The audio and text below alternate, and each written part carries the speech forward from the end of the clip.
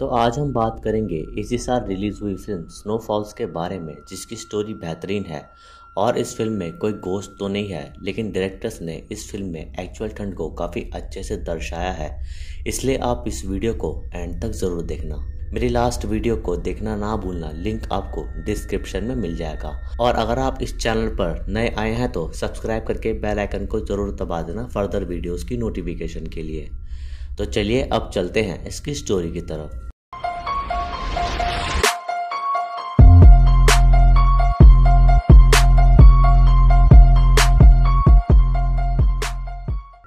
Film की शुरुआत में हम एक ग्रुप ऑफ फ्रेंड्स को देखते हैं, जिनमें 3 लड़के रिवर, एंडी और किट थे। और उनके साथ उनके दोनों फ्रेंड्स एम और एडन भी थे। और उनमें से एंडी और एम कपल थे और बाकी सब एक दूसरे के काफ़ी अच्छे दोस्त थे। वो सब अपना न्यू ईयर सेलिब्रेट करने के लिए रिवर के पेरेंट्स के एक कैबिन में जा रहे थे, जो कि कंट्री साइड में एक फॉरेस्ट के पास शिफ्ट था।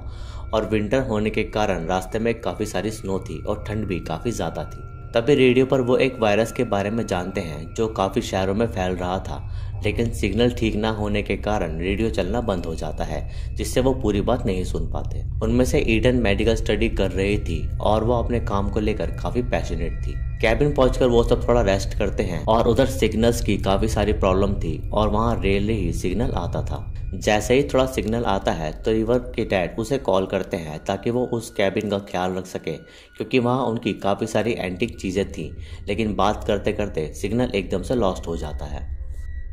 इधर एंडी और एम भी अनपैकिंग कर रहे थे और हम देखते हैं कि एम अपने स्टमक एक से काफ़ी परेशान थी, लेकिन ये सब उसका भ्रम था और वो बस ऐसा सोचती थी कि उसका पेट खराब है, यानी कि वो एक पैरानॉइड थी। इसलिए एंडी उसे बार बार यही समझाता है कि वो इस बारे में ज़्यादा ना सोचे। थोड़ी देर बाद सब ड्रिंक वगैरह करते हैं और रिवर कैबिन के बाहर एक स्नोमैन भी बना देता है। थोड़ी देर बाद उन्हें उनके ही एक फ्रेंड जेस की कॉल आती है, जो उनके साथ आना चाहता था, लेकिन किसी कारण वो आ नहीं पाया। उसी शाम एम रेडी हो रही थी, लेकिन एंडी को देखकर वो थोड़ा डर जाती है, जिसके कारण उसका मिरर नीचे गिर के टूट जाता है। इसलिए वो उस मिरर को उठाकर डस्टबिन में फेंक देती है।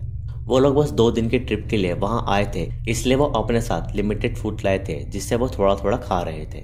फिर रात का वो सब न्यू ईयर पार्टी एंजॉय करते हैं और उसके बाद वो सब देखते हैं कि घर के बाहर काफ़ी ज़्यादा हैवी स्नोफॉल्स हो रही है, जिसके कारण ठंड भी काफ़ी ज़्यादा बढ़ने लगती है।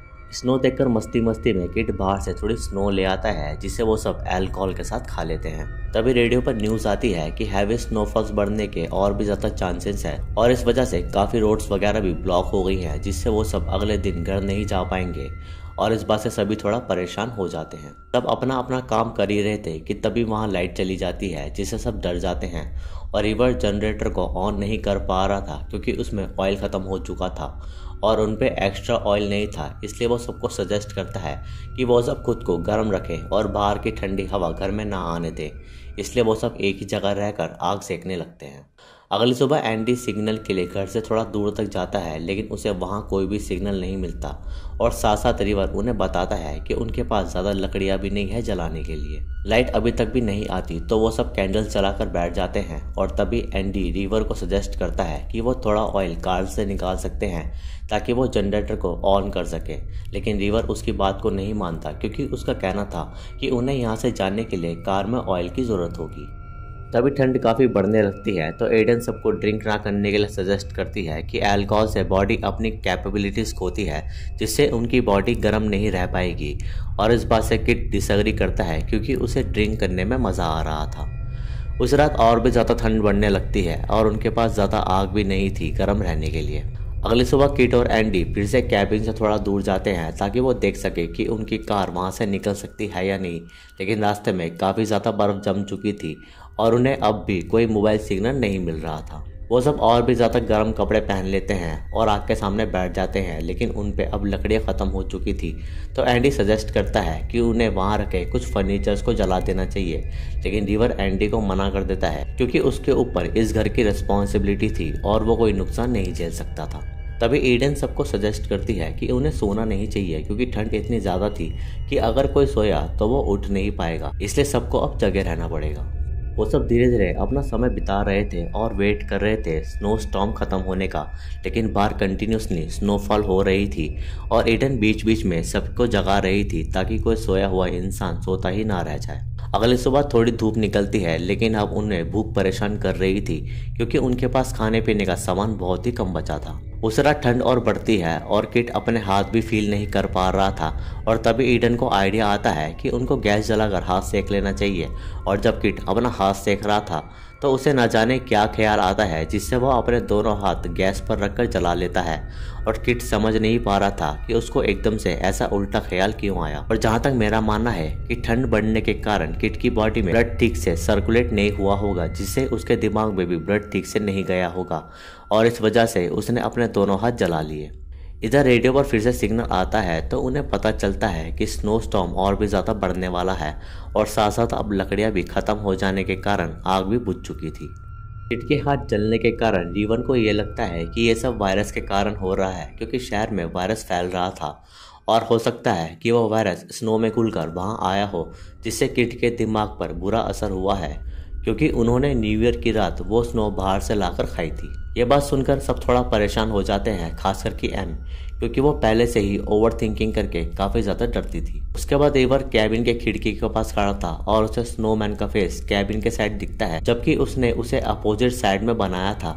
और जब रिवर उन सब से पूछता है कि ये स्नोमैन का फेस कैबिन के साइड किसने किया, तो वह देखता है कि वो स्नोमैन पास आ गया और बीच बीच में वो और भी पास आए जा रहा था और तभी वो स्नोमैन खिड़की को तोड़ने लगता है और इसे देखकर रिवर बुरी तरह डर जाता है। और जब ईडन वहां आती है तो रिवर देखता है कि वो स्नोमैन तो अपनी ही जगह है, लेकिन उसको लग रहा था कि उसके फ्रेंड उसको परेशान कर रहे हैं। ईडन सब चीजें समझ रही थी क्योंकि वो लोग एक तो स्लीप डिप्राइव थे, यानी कि वो 2 दिन से नहीं सोए थे, और दूसरा इतनी ज्यादा ठंड होने के कारण सबको हाइपोथर्मिया भी होने लगा था, जिसके कारण किट और रिवर को ऐसे इल्यूजन्स आ रहे थे।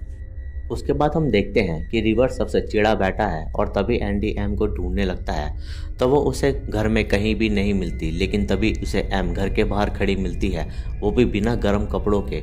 और एम को ये इल्यूजन हाइपोथर्मिया के कारण हो रहा था क्योंकि उसका अब दिमाग काम करना बंद कर रहा था, लेकिन जैसे तैसे एंडी और बाकी सब एम को बचा लेते हैं। उसके बाद एंडी एडन को बताता है कि एम को लगा था कि बाहर ज़्यादा गर्म है कैबिन के मुकाबले, इसलिए वो बाहर आ गई। और इस बात पर एडन उन्हें यही बताती है कि वो कंफ्यूज हो गई थी क्योंकि रिवर ने सबके दिमाग में यही डाल दिया है कि स्नो कंटेमिनेटेड थी और इस वजह से उनके दिमाग पर असर पड़ रहा है और साथ साथ वो सोए भी नहीं और भूखे भी हैं, इसलिए उनके साथ ये सब चीज़ें हो रही हैं। फिर एडन उन्हें रशियन स्लीप एक्सपेरिमेंट के बारे में बताती है कि कुछ कैदी को एक कंटेमिनेटेड गैस के साथ एक रूम में बंद कर दिया था और ना सोने के लिए बोला था, और अगर वह सोते नहीं है तो उन्हें आज़ाद कर दिया जाएगा। लेकिन धीरे धीरे नींद ना लेने के कारण वो सब अजीब बिहेव करने लगे थे और अपने ही अंग खाने लगे थे, और जब उन्हें आज़ाद करने का प्लान किया तो वो कैदी आज़ाद नहीं होना चाहते थे और वो कुछ और ही बन गए थे। और ऐसा ही सबके साथ हो रहा था क्योंकि कोई भी नहीं सो रहा था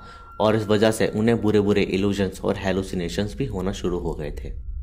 एम की भी तबीयत ठीक नहीं थी, इसलिए एंडी कार से ऑयल लाने को कहता है ताकि वो जनरेटर ऑन कर सके, और इस बार रिवर ऑयल लाने को तैयार हो जाता है और इस बात से सबको थोड़ा अच्छा लगता है। काफ़ी देर हो जाती है लेकिन रिवर वापस नहीं आया था, इसलिए एंडी उसे बाहर कार के पास देखने जाता है और वो देखता है कि रिवर कार से सारा ऑयल चूस कर फेंक रहा था, जिस पे एंडी को गुस्सा आता है। लेकिन हम देखते हैं कि रिवर होश में नहीं है और उसे कुछ भी समझ नहीं आ रहा था कि वो ये क्या कर रहा है, क्योंकि उसको लग रहा था कि ये सब वायरस के कारण हो रहा है। लेकिन एंडी उसे समझाता है कि ऐसा सिर्फ ना सोने के कारण हो रहा है। तभी एंडी उसे अंदर ले आता है और अब रिवर को होश नहीं था, इसलिए वो खुद को जलाने की भी सोचता है, लेकिन सभी उसे संभालते हैं और एक लगते ही उसे होश आ जाता है और वो रियलाइज़ करता है कि वो सब जो भी कर रहा था वो सब ठीक नहीं है, और इस बात पर रिवर सबसे अपोलोजाइज करता है। इधर एमपी उठकर अपने रूम में जाती है और लॉक कर लेती है और उसके साथ भी ऐसा ही हो रहा था, और तभी वो वॉशरूम में जाकर टूटे हुए मिरर से खुद का पेट काट लेती है क्योंकि उसको लग रहा था कि वो वायरस उसके पेट में है, इसलिए वो ऐसा बिहेव कर रही है। और जब वो पेट काट लेती है तो उसको लगता है कि वो वायरस उसके पेट से निकल गया है। तभी वहाँ एंडी एम को ढूंढने आता है और वह दरवाज़ा तोड़कर रूम में घुस जाता है क्योंकि एम डोर नहीं खोल रही थी, और ये देखकर एंडी को काफ़ी बुरा लगता है क्योंकि एम ने अपना पेट काट लिया था। उसके बाद ईडन एम की फर्स्ट एड करना चाहती थी और रिवर उसे बताता है कि फर्स्ट एड किट उसके बैग में है, और जब ईडन रिवर का बैग खोलती है तो उसे उसमें चुराया हुआ फूड मिलता है, जिससे ईडन को गुस्सा आता है क्योंकि रिवर सिर्फ अपने बारे में सोच रहा था। एम की फर्स्ट एड करके ईडन रिवर को बताती है कि उसने उसके बैग में चुराया फूड देखा और उस बात पर रिवर एडन से अपोलोजाइज करता है कि उसने हम दोनों के लिए ये खाना चुराया है, लेकिन वो अब से ऐसा नहीं करेगा। तभी उन्हें कुछ टूटने की आवाज़ आती है और हम देखते हैं कि एंडी वहाँ रखी एक टेबल को तोड़ रहा था ताकि वो उसे जला सके, लेकिन ये देखकर रिवर को गुस्सा आता है और वो एंडी को डांटता है। तभी उन दोनों में हाथापाई हो जाती है और हम देखते हैं कि रिवर को काफ़ी गुस्सा आ रहा था और इस बीच वो वहाँ रखी कुल्हाड़ी से एंडी पर अटैक करने की कोशिश करता है, जिसके कारण एंडी की गर्दन टूटी हुई टेबल के कोने में लग जाती है और इससे एंडी की डेथ हो जाती है। और ये देखकर सब डर जाते हैं और रिवर को फिर से होश आता है और ये सब उसने जानबूझकर नहीं किया था। एंडी को मरे हुए एम भी देख लेती है तो उसे बहुत बुरा लगता है और तभी वो गुस्से में रिवर पर अटैक करने के लिए कुल्हाड़ी उठा लेती है, लेकिन समय रहते ईडन और किट उसे भी रोक लेते हैं। लेकिन हम देख पाते हैं कि इस प्रॉब्लम में फंसे होने के कारण वो सब खूंखार बनते जा रहे हैं। तभी ईडन को अपने फ़ोन की रिंग सुनाई देती है और उसमें जेस की वीडियो कॉल थी और वह ईडन को बताता है कि उसने वहां मदद के लिए लोग भेज दिए हैं। तभी जेस भी अजीब बिहेव करने लगता है और उसकी वीडियो कॉल कट हो जाती है। इसी बीच वहां किट आता है और वह ईडन को संभालता है क्योंकि ईडन भी अपना दिमागी संतुलन खो रही थी और वो जो वीडियो कॉल आई थी वो बस ईडन का एक इल्यूजन था क्योंकि ईडन का फ़ोन डेड पड़ा था। उसके बाद किट डिसाइड करता है कि वह मदद के लिए यहाँ से दूर जाएगा, लेकिन ईडन उसे समझाती है कि वह बाहर जम सकता है, लेकिन उनके पास कोई और रास्ता नहीं था। इसलिए किट अलमीरा से और गर्म कपड़े निकालता है, जहाँ हम देखते हैं कि एक अजीब सा हाथ उसके पास आ रहा है और ये देखकर किट डर जाता है और वह ईडन को बुलाता है, लेकिन जब ईडन देखती है तो वहाँ कुछ नहीं था और ये भी किट का एक इल्यूजन था। उसके बाद किट मदद के लिए कैबिन से निकल जाता है और इधर एम ठंड को बिल्कुल बर्दाश्त नहीं कर पा रही थी, इसलिए वो कार के हीटर के लिए कैबिन से बाहर आ जाती है और कार का हीटर चलाकर बैठ जाती है और उसे बहुत अच्छा लगता है।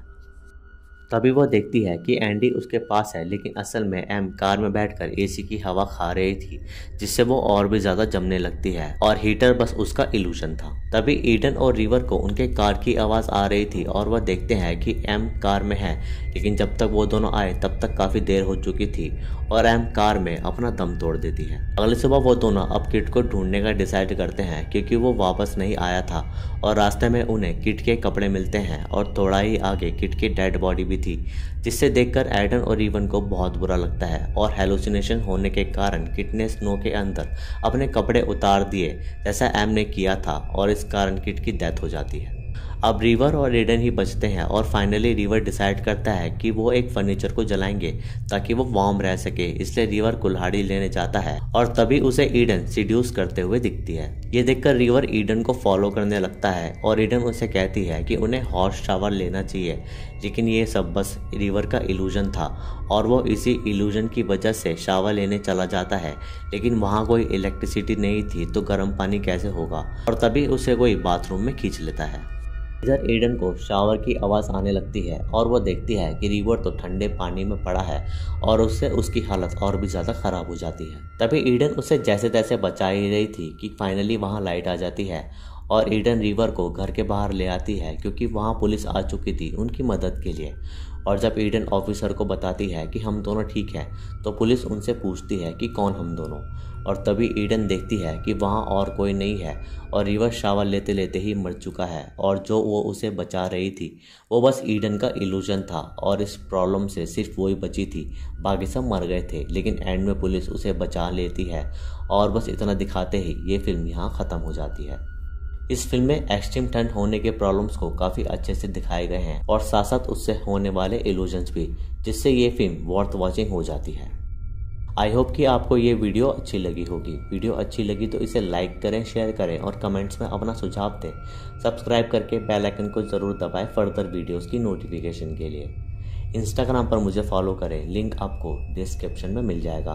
बाकी मैं मिलूँगा आपसे अगली वीडियो में, तब तक के लिए जय हिंद।